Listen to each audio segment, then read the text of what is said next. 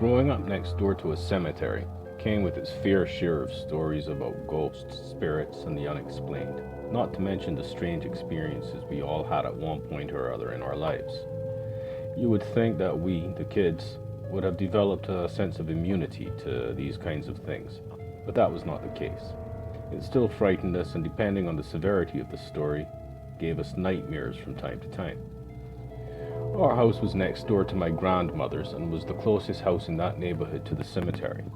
It had a huge garage underneath my parents' bedroom upstairs, and it was in that house, just a few months earlier, that I saw my first spirit.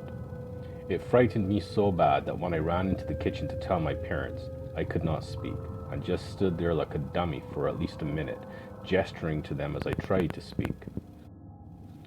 What I saw looked like smoke, but with a human outline and features. So what that translated into frightened child language was fire and smoke, but the words took forever to come out. When the words finally did come out, my father ran into the living room to see if something had caught fire from a cigarette he may have left there. My mum followed close behind, holding my hand as I walked reluctantly with her back into the living room. On the TV was still my favorite show at that time, The $6 Million Man. My dad turned, looked at me with a puzzled and concerned look on his face. He could see that something had scared me senseless, so he gently asked me what I had seen. I tried to explain that I saw a smoky face and body of a little girl dressed in white, coming through the frosted glass of the door. He looked at my mum, and the two of them acknowledged each other with their eyes, and had a nod of their heads. I later found out that they too had seen that little girl before. But this story takes place on the night of my great-aunt's funeral, and the entire family had gathered for a wake, as was the custom. I was just a kid at the time, maybe about 6 years old. At that age, ignorance of the significance of what happened eluded me, and I was more interested in having all of the cousins over and playing whatever we wanted while the adults occupied themselves with reminiscing about Aunt May. As day turned to darkness and the full moon rose into the night sky, the stories took on a darker tone as the adults began remembering Aunt May's dabbling in the spiritual world and her interest in witchcraft and black magic. They were all gathered around my grandmother's dining table playing cards, talking, and drinking. It was then that her brother, Uncle Vivian, brought out her Ouija board and suggested trying to contact her.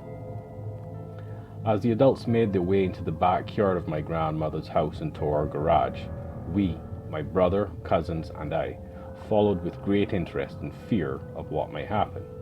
We had been told many stories about Ouija boards, and were told that we should never play with one because it could harm us, or would bring out evil spirits and demons. We, the children, looked at each other with a kind of frightful amazement and wonder. If this board was so dangerous, why were our parents going to use it?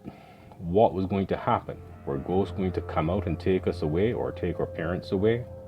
My cousin Liz was the first of us to voice concern about that and asked what and why they were going to try to speak with ghosts. We were told to go back into the house just in case anything went wrong. When we turned, we pretended to go back inside, but we then found ourselves hiding in a spot in the shadows from where we could spy on the adults and watch what was going to happen. My dad had gone into the house to get some candles, and while it took him longer than I expected, he soon came back out with the candles in his hands. My uncles and aunts had brought out a large round table and some chairs from one of the storage rooms in the yard. They placed it in the middle of the garage and arranged the chairs around it. My dad lit the candles and placed them on different shelves around the garage, then sat at the table with the others and waited for my grandmother to come down to join them. A few minutes later, my grandmother made her way down the back steps of her house and out to our garage where the Ouija board had already been set up on the table. We had all seen a Ouija board before, but somehow it looked different and more menacing this time. As our grandmother sat at the table, we turned and looked at each other and shook our heads.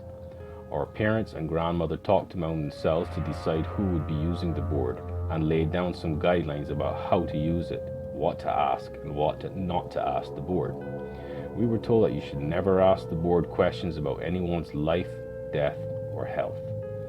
They decided that my grandmother and Uncle Vivian would be the ones to use the board, and that the others were to sit quietly, concentrating on the question asked.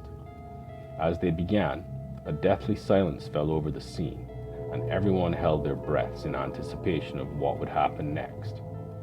Aunt May was the one with the most experience, but Uncle Vivian and our grandmother also had a bit of experience with it. All we had were the stories our parents told us, and they were all scary. Everyone at the table held hands as Gran and Uncle Vivian began to chant and call for Aunt May to come to them, to talk with them, to let them know she was there. Then they placed their fingertips on the eye of the Ouija board and began to ask if Aunt May was there. For a while, nothing happened, and we began to become impatient and restless in our hiding spot in the moonlight darkness. We looked at each other with questioned expressions and shrugged our shoulders with no answers. When we saw the eye and the hands on it begin to move, we gasped in amazement, disbelief, and fear. It was happening. Something was happening. Gran and Uncle Vivian kept their fingers on the eye as it moved, while the rest at the table kept their eyes closed and heads down. The candles began to flicker, and we began to hear a low-level hum. We could not tell where it was coming from, and began looking around, analyzing everything in our view. All of a sudden, the table at which they sat rose abruptly a few inches off the ground, and there was a very loud scream from the garage. The lights in the yard and the house went off, with the exception of one candle and the moonlight. Total darkness fell over the backyard.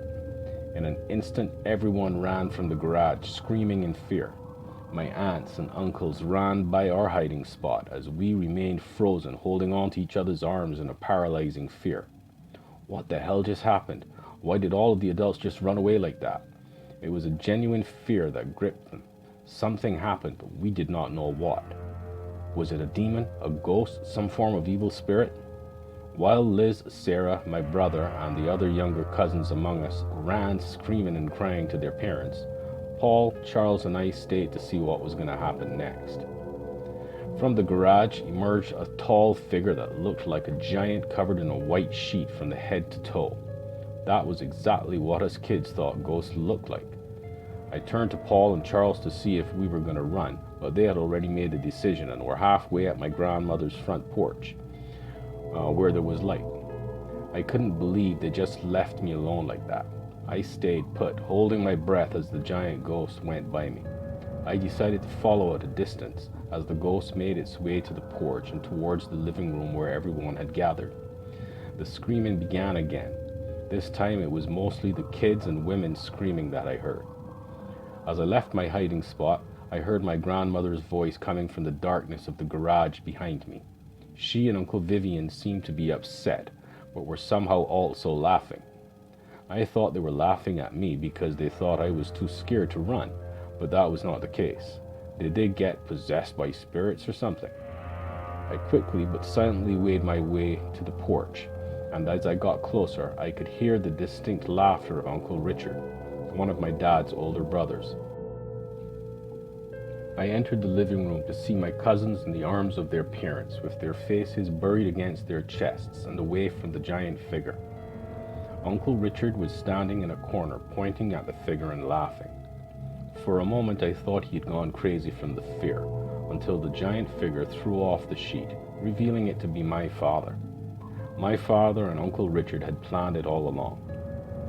A few minutes later, we were all sitting around laughing and reliving the fright. It was Dad and Uncle Richard who had knocked the table into the air with their legs.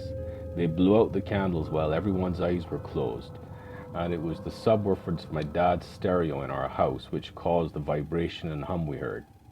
From that day on, I loved to prank and scare people. It would eventually get me into trouble and hurt, but there was always a laugh at the end.